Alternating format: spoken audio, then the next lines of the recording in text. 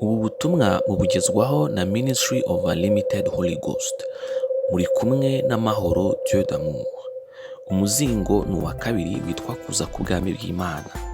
Ubuntu n'amahoro bituruka ku Mana Data wa twese batanze umwana wa Yesu KRISTO, ndetse no kuri Yesu KRISTO witangiye ibyaha byacu, ndetse no ku Mwuka Muziranenge ukomana natwe, ukubeho wowe n'abawe ndetse n'ibyawe byose. Icyigisho cy'197. Ubu ni ubutumwa bwiza bwa Yesu KRISTO tukiri kuganiraho. Dusenge. Nyakubahwa Imana Data wa twese uri mu ijuru, izina ryawe niryubahwe, ubwami bwawe nibuze, kandi ibyo ushaka bari byo bibaho mu isi nk'uko bibaho mu ijuru. Tugushimiye igitondo cyiza uduhaye muri aka kanya. Turakwinginze ngo utwezeho gukiranirwa kwacu ko twagendeyemo, udutandukanye n'ibyaha n'intege zacu, nyakubahwa Imana. Mu izina rya Yesu KRISTO, Mana Data wa twese, ndakwinginze aya masaha kugira ngo ungire neza, utweze udutunganye. Mwami Imana, buri muntu wese umugire neza.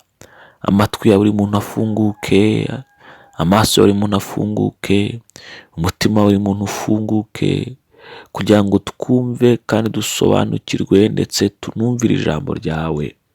Mu izina rya Yesu KRISTO. Izina ryaryo ryubahwa gusa, ubwami bwawe ari bwo buza gusa, ibyo ushaka bari byo bitubaho gusa. Mu izina rya Yesu KRISTO. Dushyize hejuru izina ryawe, duhaye icyubahiro gukiranuka kwawe. Mu izina rya Yesu KRISTO dushyirwe hejuru, Data wera. Utwigishe ijambo ryawe kandi turisobanukirwe, ndetse duhe n'imbaraga zo kurishyira mu bikorwa. Mu izina rya Yesu KRISTO urakoze, Data wera. Amen. Turasoma uyu munsi mu ibice 9 umurongo wa 43 kuza ku 45. Haravuga ngo nuko bose babonye ububasha buhebuje bw'Imana barumirwa. Mu gihe bose bagitangarira ibyo byose Yesu yakoraga, abwira abigishwa bati, nimutege amatwi ibyo ngiye kubabwira. Dore umwana w'umuntu agiye kuzagabizwa abantu. Abigishwa be ntibumva iryo jambo, bari barihishwe ngo batavaho barisobanukirwa, kandi ntibatinyuka no kumusobanuza icyo rivuga. Ibyo biri mu ibice 9 umurongo wa 43 kuza ku 45. Ibice 9 umurongo wa 21 kuza ku 22 atubwira ngo arabihanangiriza, arabateka ngo batagira undi babibwira. Umwana w'umuntu akwiriye kubabazwa uburyo bwinshi, akazangwa n'abakuru n'abatambyi bakuru n'abanditsi, akicwa akazurwa ku munsi wa gatatu. Ibyo biri mu ibice 9 umurongo wa 21 kugeza ku 22. Ese ni iki Imana irimo kuvugana nawe? Cyangwa twabaza tuti, ibyo Imana iri kuvugana nawe muri iyi minsi urimo urabisobanukirwa? Uwiteka tubashishe kandi atugire neza. Mu mibanire, uvuga abashaka kwinjiza ibitekerezo bye mu bitekerezo by'abandi.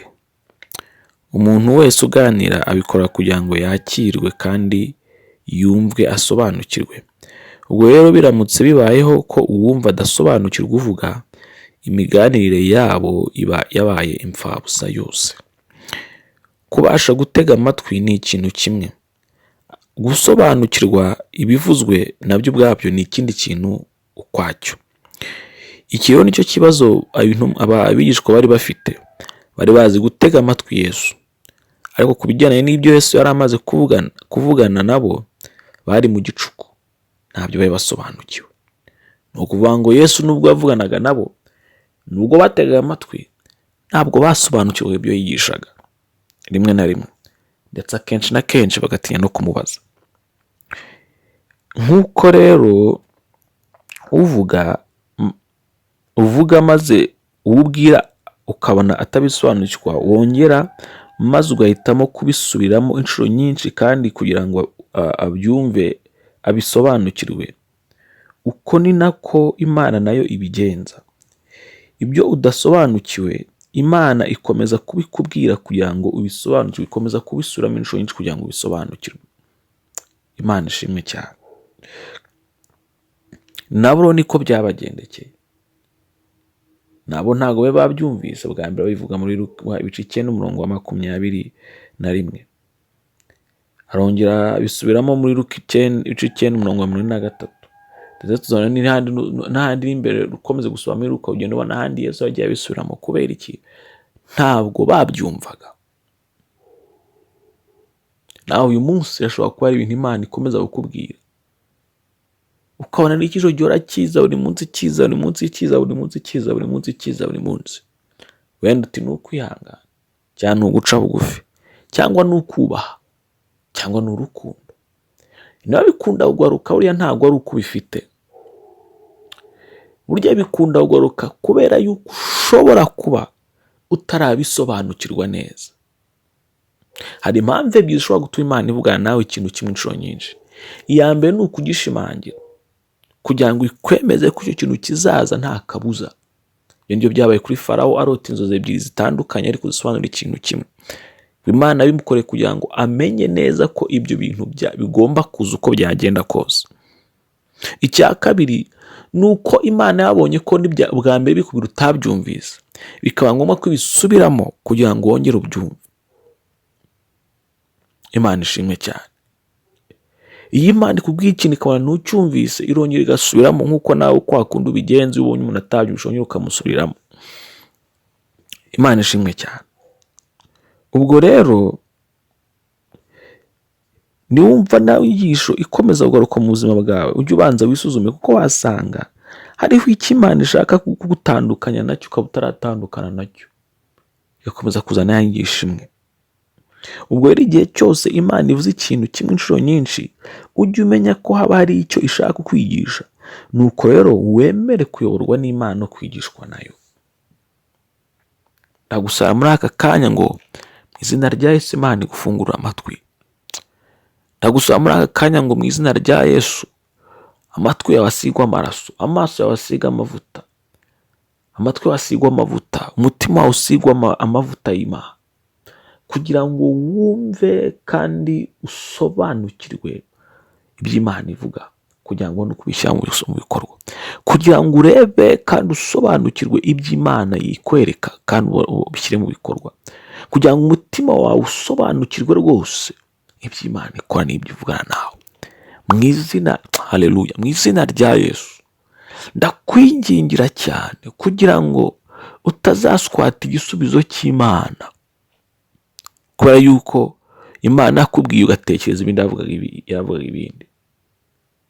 Ndakwinginze ngo utazategereza iby'Imana, ndakwingingira rwose ngo utazategereza iby'Imana amaze gusubiza, kuko yagusubije ntumye ko yagusubije. Mana turengere cyane, Mana wumve gusenga kwacu. Uwiteka kubashije gusobanukirwa ibyo avuga.